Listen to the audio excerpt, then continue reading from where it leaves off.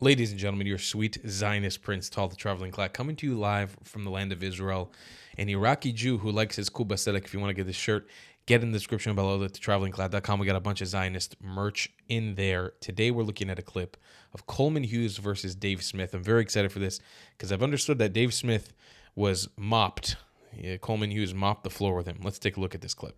We actually got a few clips from this podcast. So. Have a four-star general who's on record saying that he saw these plans, that they were going to go overthrow all of these governments. But why is it then that I got four-star General Wesley Clark, Supreme Commander of the NATO forces? Why is it that he told me that he saw the plans? We know this because the four-star General Wesley Clark himself said that he was out of power at the time, but he went to the Pentagon and he said that he saw plans. How come I have four-star General Wesley Clark telling me 10 years prior that we had already made the plan? This has been confirmed by four-star General Wesley Clark that we were going to topple 7 countries in 5 years. Wesley Clark's four-star general. He was the head of NATO, and he told Amy Goodman on Democracy Now! That he saw in late 2001 what is become known as the 7 wars in 5 years, that the plan from the neocons in the government was that we were going to overthrow all these governments in the region in the next 5 years. Let's talk about this Wesley Clark memo that he never saw. Okay, so four-star General Wesley Clark. He never saw it? Yeah, he says so in the C-SPAN interview. You don't remember this? He's talking about it. He says that this guy. He said, I just got this down from upstairs, meaning the Secretary of Defense's office today, and he said, this is a memo that describes how we're going to take out 7 countries in 5 years. I said, is it classified? He said, yes, sir. I said, well, don't show it to me. Rumsfeld, whose sometimes abrasive approach often alienated other cabinet members, produced 20 to 60 snowflakes, these memos, snowflakes a day, 20 to 60 a day. Regularly poured out his thoughts in writing as the basis for developing policy. Every once in a while, one of these ranting Rumsfeld notes to Condi would come. You can almost hear the eye roll. Like, this dude Rumsfeld is drowning us in his little thoughts and his stupid memos. Do you have any evidence that this memo was actually important as opposed to one snowflake in a shifting strategy of 60,000? The fact is that much of what he said came true, and that's what makes it interesting. That's how we're going to take out 7 countries in 5 years. And that this was part of a strategy to overthrow 7 governments in 5 years, and all of them except one have been done. It's literally, he names 7 countries, and there's 1 to go. And that one, by the way, happens to be the one that Donald Trump is flirting with a war with right now, Iran. All the rest of them have happened. Starting with Iraq, and then Syria, Lebanon, Libya, Somalia, Sudan, and finishing off Iran.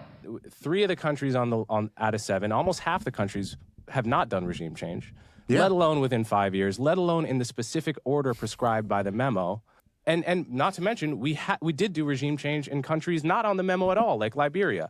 So there's actually no variable from the memo that actually matches our foreign policy. And Coleman, my argument here isn't that, again, I'm not saying that memo came to life and exactly what was written down on that has happened. Of course there were more memos. Of course there were more decisions that were added in afterward. I'm saying that a 4-star general said the decision had been made, that he had sources in the Defense Department. His sources in the Defense Department. Who is basing it on what?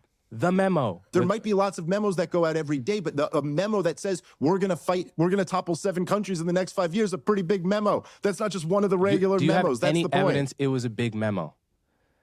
Your only evidence is the guy who never read it. You realize how ridiculous this is. You could, if you were a historian writing a book, you'd have to cut this out of the book because you're relying on the hearsay of someone that never even read the document, much less you or I have never read the document. And we know that they were writing 60 documents a day that Condoleezza Rice was putting in the trash. It's a ridiculously low bar of evidence you'd have to consider this memo and everything implied by it important. I mean, I don't know how else to say this, dude. This just feels so nutty to me. I guess we'll just leave this up to people. Okay. And I'm not a historian writing a book. I'm a guy talking about these issues. It's always that, Dave Smith. You're always a guy. You can decide whether you find that to be a pretty interesting story or not. You're always just a guy, Dave Smith. You know, when it comes down to it, when you get called out for being a fucking retard, you're always a guy. I'm just a comedian. I'm just a guy. But in a moment, you'll be taking, it's a big platform stage to speak about international foreign politics, especially my region, the Middle East, which you know fuck all about. But in those moments, you are an expert on everything, and you talk about everything with the utmost confidence. But then the second you get called out by a smarter, more intelligent, more well put together human being than you, a better human being than you go, well, I'm just a fucking guy. I'm just a comedian. I'm just a stand-up comedian. I'm just a guy. I'm just fucking speaking, right? I'm just a guy who's asking questions and asking stuff, right? It's just like Candace Owens, just asking questions. It's fine. You're not implying anything. You're not saying anything is going on. Just asking questions. It's fine. You're not getting any money from Qatar. Who would say you're getting money from Qatar? That would be crazy. That would be fucking nuts if you were getting money from Qatar, right? That would be treason. You'd be committing treason against your own people. That'd be insane.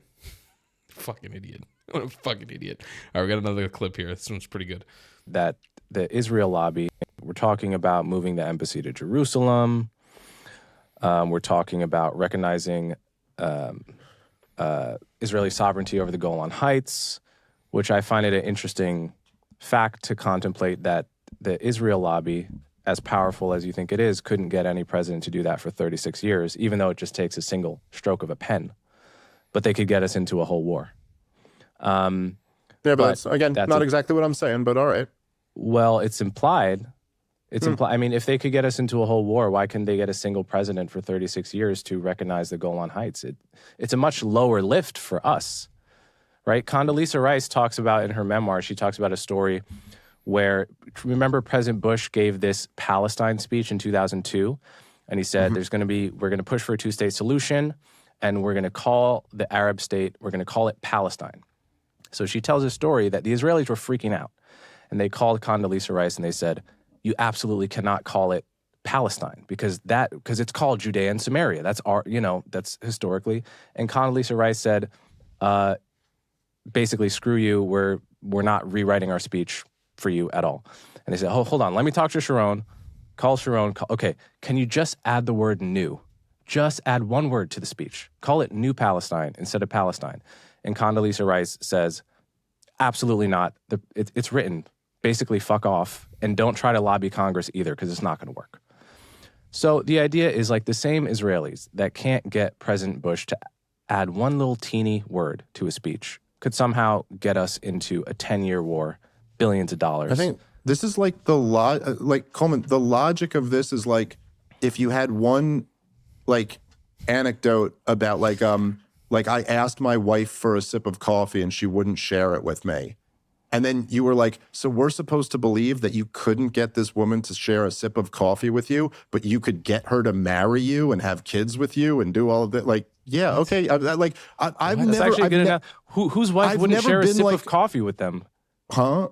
Whose wife wouldn't share a sip of coffee with them? I don't know. I was just thinking about if there was maybe if there's one little thing that your wife wouldn't do for you or something like that. Yeah, you're right. She'd probably share a sip of coffee. I don't know. I'm just saying, like, it doesn't prove the point. It doesn't follow from that. I've never been one of these conspiracy kooks. I'm not claiming Israel controls everything that ever happens. Well, you think it was a key variable, though? You think it was a key variable? Yes, I think Israel has a lot of influence on this country, and they obviously do. I mean, like, I don't even know how this is debatable. And anyway, that being said, like, yeah, you're right. What all of the sum total of what Israel has gotten out of the United States of America is like undying loyal support, hundreds of billions of dollars, backing them in war, protecting them, bribing off their neighbors to help them. But yeah, they didn't get every single little thing that they ever wanted. Dave Smith, have you ever taken a second to process, one, that you're retarded, but two, besides your retardation, it's just so, the condition is so bad at this point.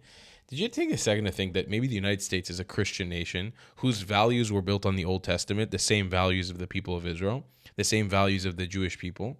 Did you ever think that most Americans maybe have an affinity towards protecting Jewish people and the state of Israel? And maybe a lot of that stuff comes naturally to politicians and naturally to the American people. And your vision of Israel being this genocidal colonialist nation that just occupies and colonizes, as retarded as it be, is maybe not something that most Americans share. And they've never seen it in that way when they look at a fucking sea of 500 million Arab Muslims who have colonized the entire Middle East, places that they know well from the Bible, like Jordan and Syria and Lebanon and Egypt, places that were never Arab or Muslim in the Bible. and they realize maybe just for one moment, they look at this tiny little country the size of New Jersey and they say, hey, you know what, Dave Smith? Maybe that's just something we stand for. Also, besides all the lobbying, did you take a second to think that maybe the average American stance is probably to stand with Israel?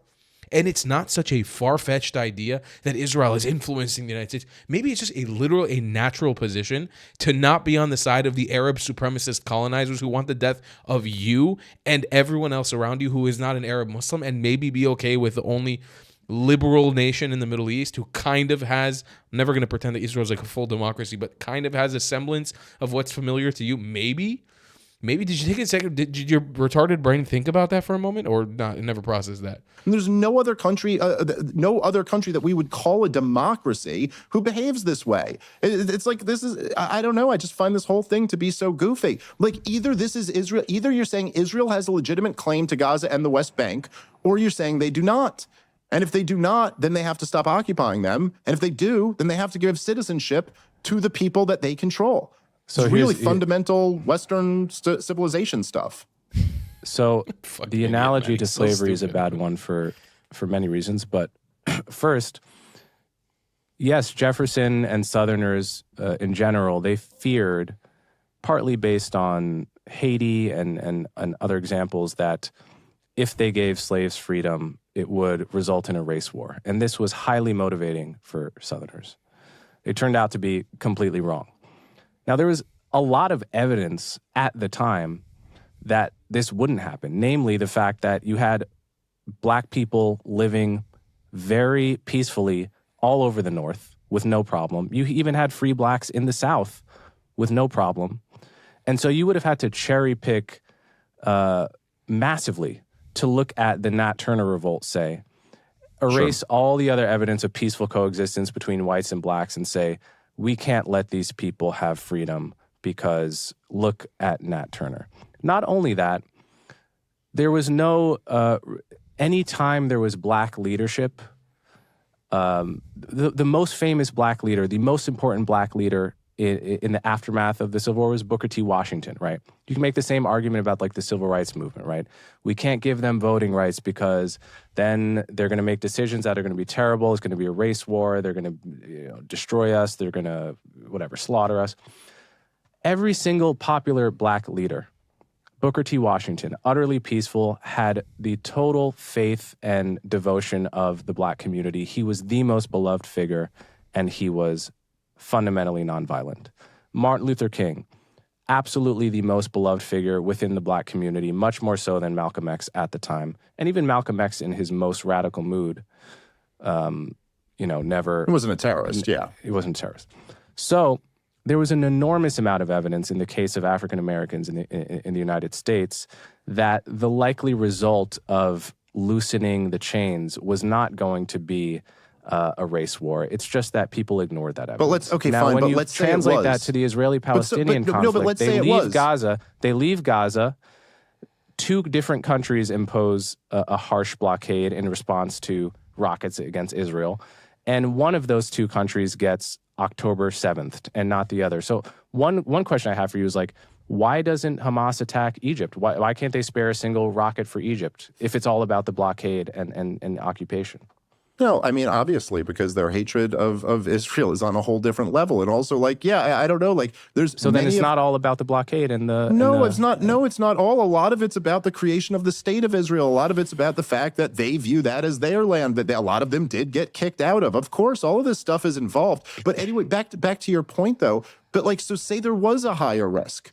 And again, I wasn't saying, I wasn't saying, a lot of times when people make logical analogies, people say, well, that's a bad analogy because the situations aren't the same. But there's a difference between equating two different things and making a logical analogy. The claim isn't that they're the same. But let's say there was going to be a real increase in crime, or let's say there was that some of the black leaders were more radical and were, hold on, let me just finish. Sure. And were advocating violence. Is the answer then continue the institution of slavery? I mean, the thing is no, right? It's obviously... And look, the thing about this is with all of this stuff, I just feel like to be a defender of Israel requires you to not be like fair-minded to both groups here. It requires you to think of like, oh, but think about the danger that the Israelis might have to deal with if they were to give these people a state. It's like, yeah, think about the danger that the Palestinians are in being militarily occupied. Like, how are you going to sit here and tell these people that you guys have to embrace nonviolence, your leaders all have to be nonviolent leaders, while the Israeli leaders can be as horrifically violent as they want to? You know, you call Hezbollah a terrorist organization, you call Hamas a terrorist organization. I'm like, fair enough. I don't really object to that categorization.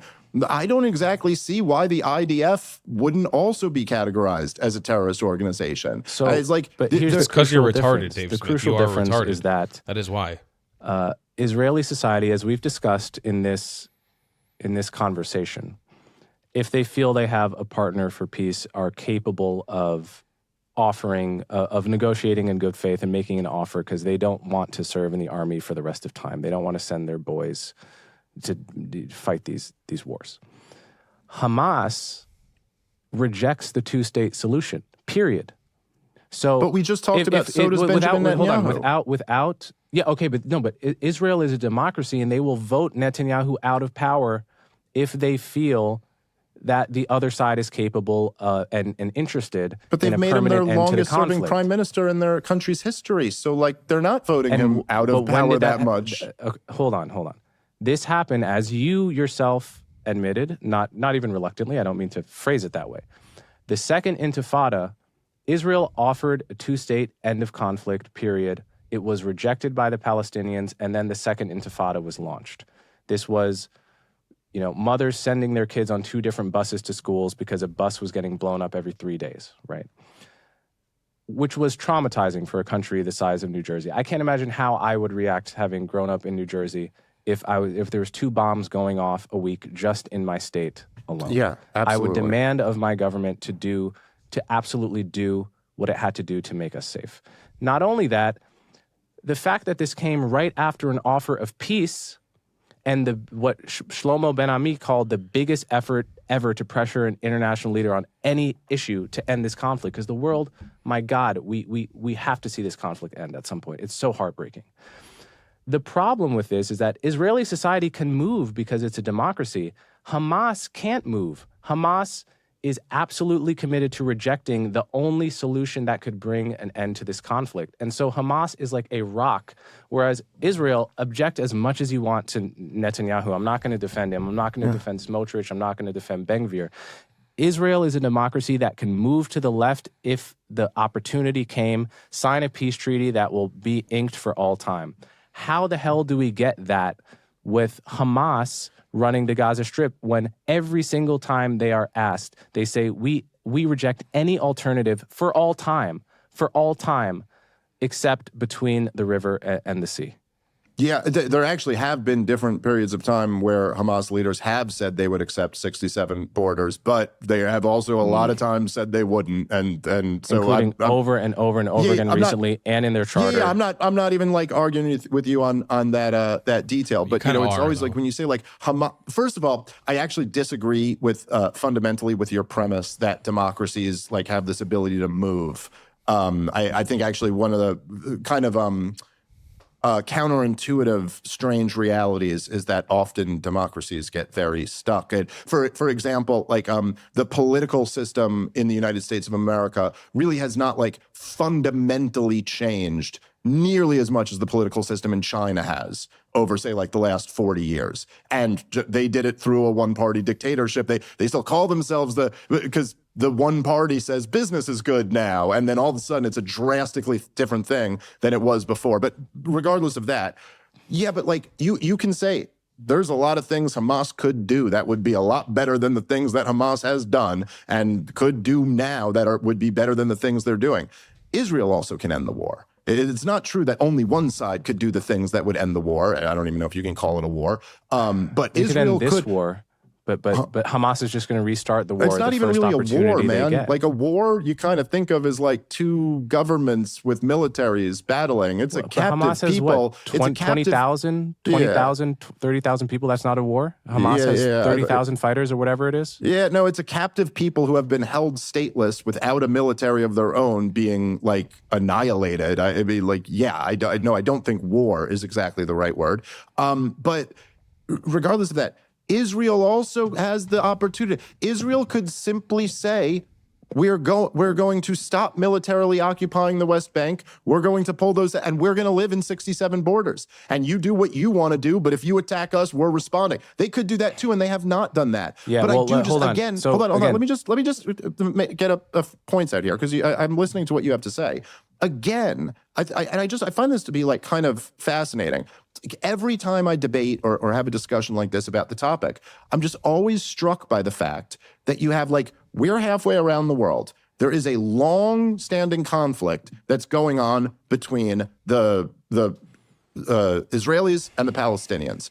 But yet when you talk about this again, and which, by the way, I'm with you on, I think we should think about like, what would it be like to live in a state the size of New Jersey where there's school buses being blown up every day? Listen, I live in the state of New Jersey and I have little kids. Like when you say that, I'm listening and I'm like genuinely trying to put myself in that position. And by the way, I am not saying I'm like a very good person. I think I would go to a pretty bad place pretty quickly if I thought one of my kids were threatened. So shut the fuck up. In this conflict, Gaza is a substantially smaller place than Israel and has way more bombings going off, way more innocent people being killed. And so I just always find it interesting that like, okay, we're going to put ourselves in the Israeli shoes. Like, okay, I'm fine to do that. Let's do that. Could we also attempt to do that to the other side here? Like, easily. You know, I'll do it right now. I'll do it right now. Hold on. I'll do it right now. Thousandfold I'll do it worse. right now, Dave. This is the point I tried to make before, but I don't think I made it precisely enough. Let's put ourselves in the shoes of Palestinians for a moment.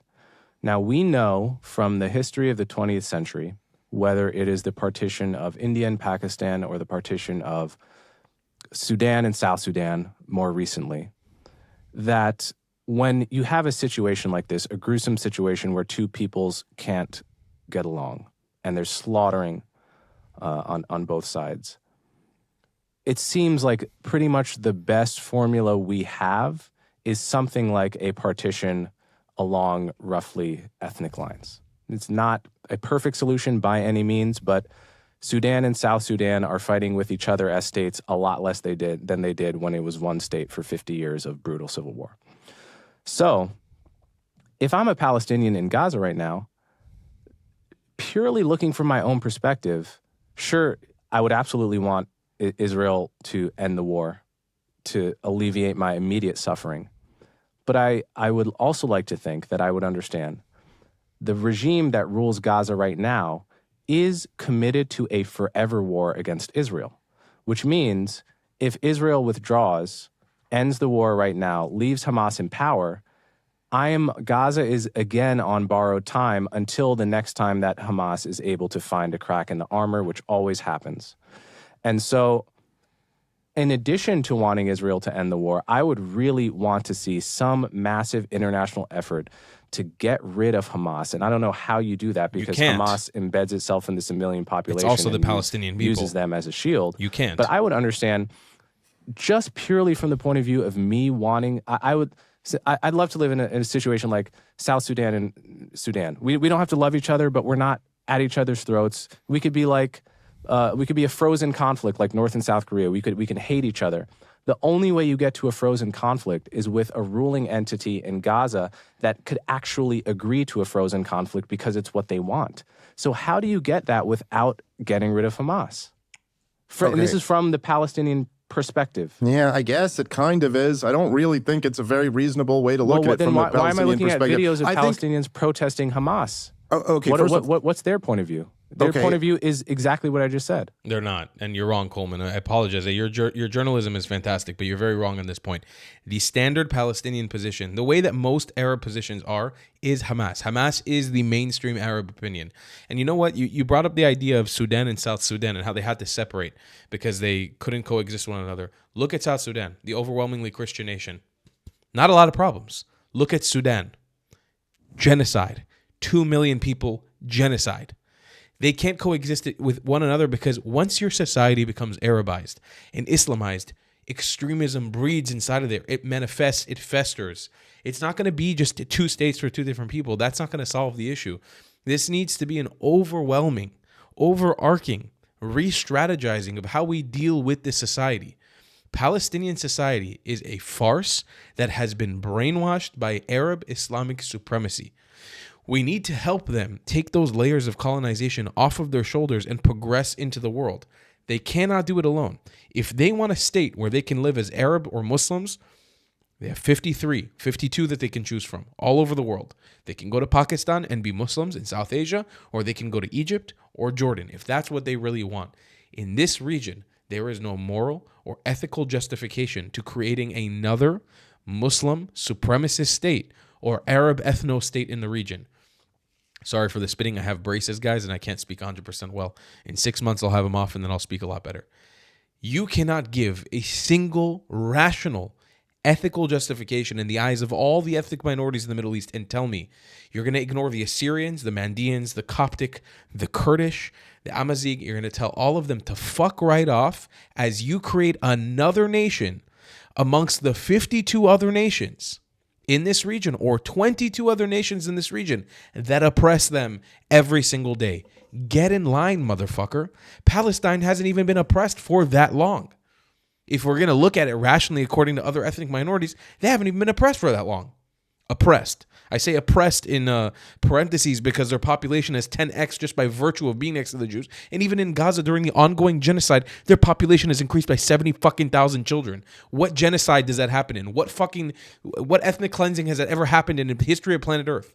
Go talk to the Syrians and the Saipho. Tell me how their genocide increased their population. Go talk to the Armenians real quick. Talk to the Jews of Europe. Talk to the Mizrahi Jews, the Nakba that happened to us in the 40s. Go show me an example of where this. Why do Palestinians get so much fucking sympathy for being the asshats of the Arab world? I don't understand this. They make the wrong decision over and over and over again, continuing to make as many wrong decisions as humanly possible, and the world shows them the utmost sympathy. Why? There's a certain point where you have to take responsibility for your own actions. And when your own actions reach a pivotal point of fuckery, of fuck-uppery, where you cannot do anything other than fuck up, you need to be helped out, Habibi. You can't have mercy. You need to be helped out. I'll see you guys in the next one. I love you a long time. Fuck Dave Smith. Bye, guys.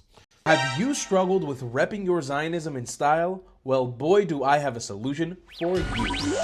Head to thetravelingclad.com and become a sweet Zionist prince or princess today. Or maybe even let the world know you're a white colonizer with matching hat. Tell the comments section you were thrown out of 109 countries by joining the 109 Club with a matching hat. They say it was promised to you 2,000 years ago? Double down and grab a shirt that was promised to you 3,000 years ago with a matching hat. Ever dreamed of Zionizing like me? Do it with a matching hat, damn it! Show off your Iraqi pride by being someone's Baghdadi, or showing them you were made in Iraq with a matching hat. It's time to laugh in the face of those who attack us, wear their hate with pride, and you become untouchable. TheTravelingClad.com. We got mugs, stickers, shirts, hoodies, and so much more. Go grab yourself something nice, Habibis and Habibtis. You deserve it. If you don't want to buy any merchandise, the best way to support me is by donating on Buy Me a Coffee, my PayPal, or becoming a member on my Patreon. Your support is very much needed and very much appreciated. Thank you.